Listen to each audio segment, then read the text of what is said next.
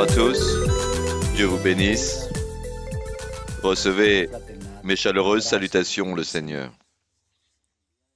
Aujourd'hui, nous allons méditer au sujet de la racine d'amertume, comme le dit la Bible, de l'amertume qui représente un frein à notre joie et à la paix dans notre vie. Et pour cela, nous allons ouvrir la Bible dans le livre de Romains, dans le chapitre 15, dans le verset 13. La parole du Seigneur dit de cette manière, livre de Romains, chapitre 15, verset 13. Que le Dieu de l'espérance vous remplisse de toute joie et de toute paix dans la foi, pour que vous abondiez en espérance par la puissance du Saint-Esprit. La parole dit, le Dieu de l'espérance vous remplisse de toute joie et de toute paix dans la foi. Ce Dieu duquel nous parlons aujourd'hui, celui qui est décrit dans la Bible, est un Dieu d'espérance. Un Dieu d'espérance qui nous aide à avoir confiance en lui, que nous sachions que quelque chose de bien doit arriver. Lorsque nous connaissons ce Dieu de la Bible, ce Dieu d'Abraham, d'Isaac, de Jacob, ce Dieu qui est le Père de notre Seigneur Jésus-Christ. Et ici, la Bible dit, vous remplisse de toute joie et de toute paix dans la foi. C'est croire en lui, savoir qu'il existe. C'est pour cela que Dieu nous parle à travers de rêves, de visions et de ce don glorieux de la prophétie.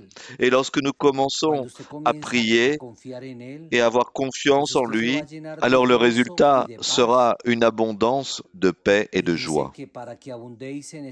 Et la Bible dit pour que vous abondiez en espérance par la puissance du Saint-Esprit. C'est ce que nous voyons dans l'Église. Dieu nous abonde en espérance. Nous sommes positifs. Grâce à Dieu, les choses sont possibles.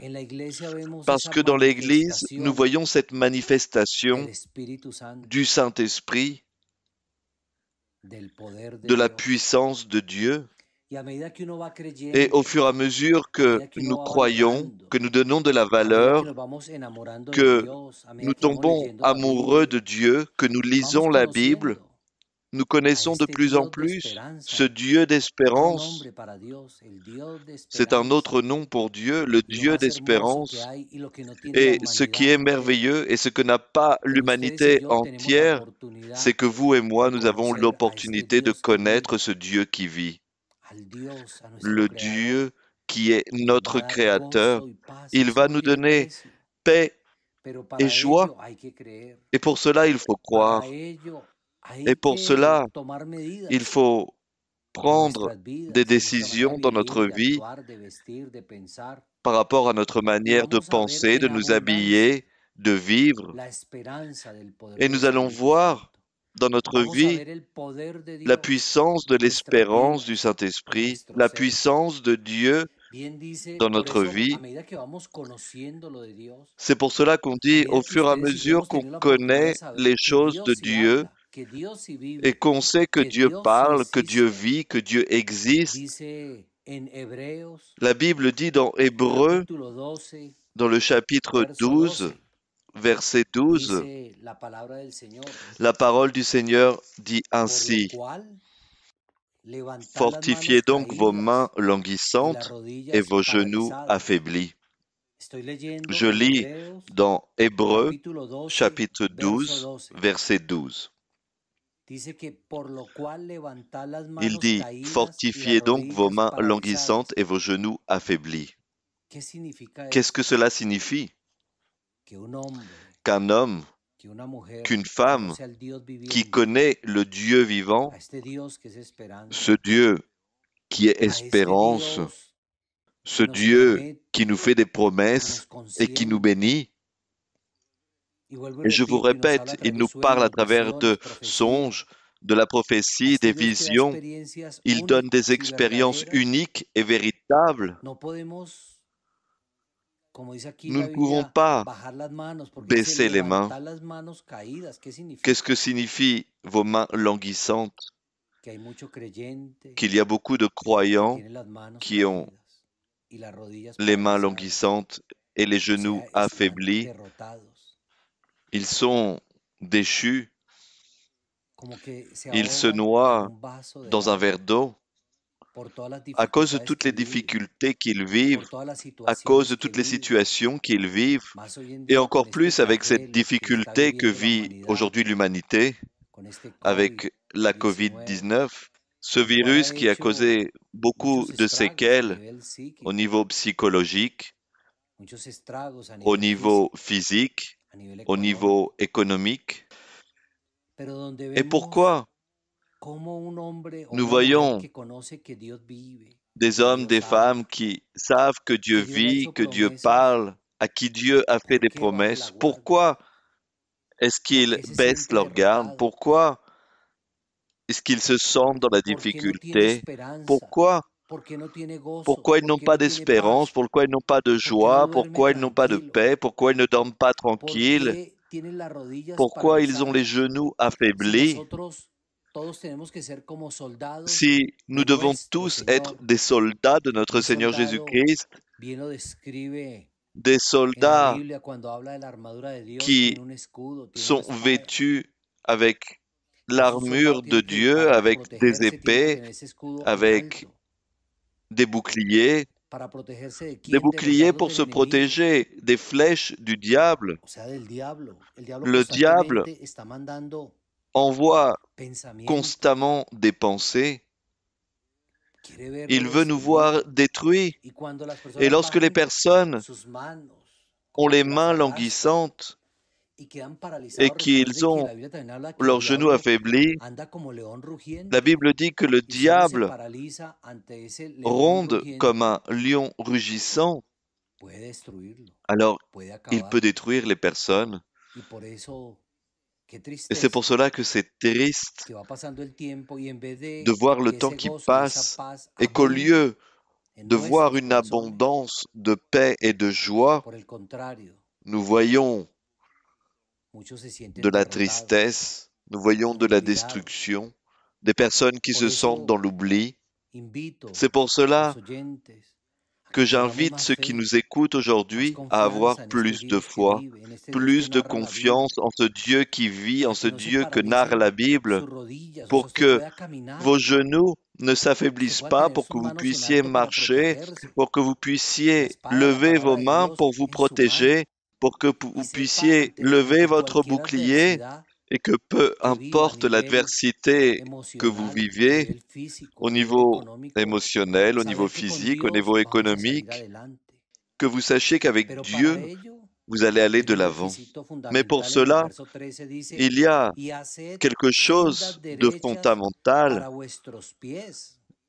Le verset 13 dit « Et suivez avec vos pieds des voies droites ». Comment puis-je faire pour que ce Dieu soit un Dieu d'espérance, pour ne pas perdre la joie et la paix? Comment je fais? Je dois avoir un chemin droit. Un chemin droit, je connais le chemin, je connais la doctrine et je me maintiens droit dans cette doctrine, dans cet évangile. Je ne me dévie ni à droite ni à gauche. J'ai toujours un nord et ce nord, c'est de vouloir plaire à Dieu. Et la Bible dit, afin que ce qui est boiteux ne dévie pas, mais plutôt se raffermisse. Qui est ce boiteux? C'est un boiteux spirituel. Il a un pied du côté de Dieu et l'autre pied peut-être dans le monde. Et la Bible dit que le monde est comme une terre inondable ou une terre vaseuse. Si vous marchez dessus, elle peut s'enfoncer. Et la Bible dit, afin que ce qui est boiteux ne se dévie pas. Je vous invite, croyants, ceux qui nous écoutent, à que vous priez Dieu, qu'il vous guérisse de ces boitements, que vous puissiez avancer droitement,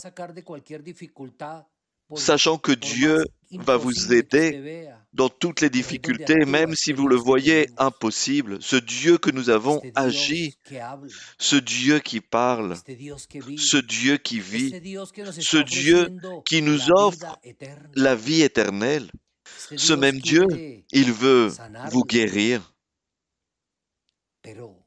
Mais nous avons tous le choix. Chacun d'entre nous a le droit à son libre arbitre de choisir si nous voulons marcher dans le chemin de l'évangile, de la doctrine, sans baisser notre garde, sans avoir les genoux affaiblis. Et le verset 14 dit, dans Hébreux 12, « Recherchez la paix avec tous. » Écoutez, ceux qui aiment se disputer avec tout le monde, je ne me laisse pas faire, ils disent.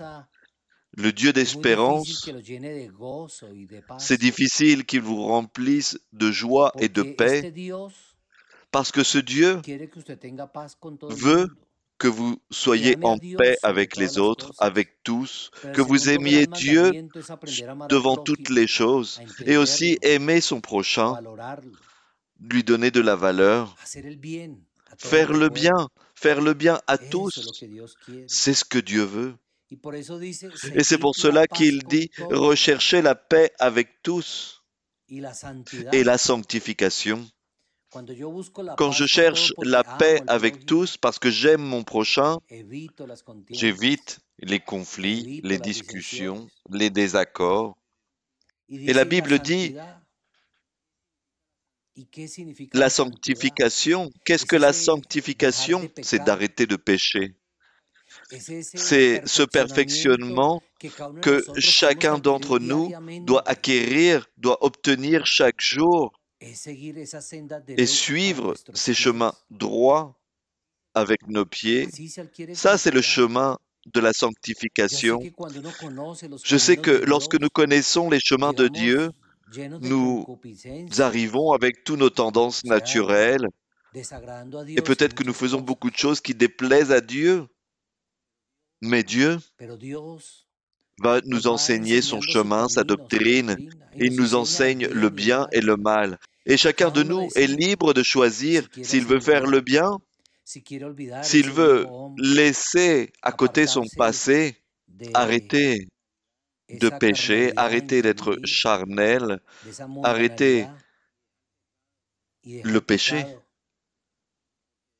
Parce qu'il arrête d'être colérique, il arrête d'être en désaccord, il arrête l'idolâtrie, il arrête la murmuration, les orgies, les drogues, les mauvaises paroles. Combien de péchés il existe? Lorsque vous les laissez un par un de cette tendance naturelle, alors vous vous perfectionnez sur ce point. Et l'ensemble de la perfection, c'est la sainteté.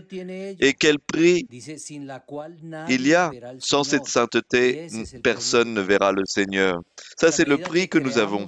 Qu'au fur et à mesure que nous croyons en lui, au fur et à mesure que nous donnons de la valeur aux choses de Dieu et que nous cherchons la perfection, cette perfection vient lorsque la personne dit « Je vais arrêter de m'enivrer, je vais arrêter d'être envieux, je vais arrêter d'être colérique, je vais arrêter d'agir d'une mauvaise manière devant Dieu. » Tout cela, ensemble, s'appelle la sainteté.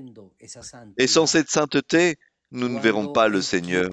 Mais lorsque nous trouvons cette sainteté lorsque nous vivons en paix avec tous, lorsque nous marchons droitement pour le Seigneur, alors ce Dieu d'espérance va nous remplir de joie et de paix.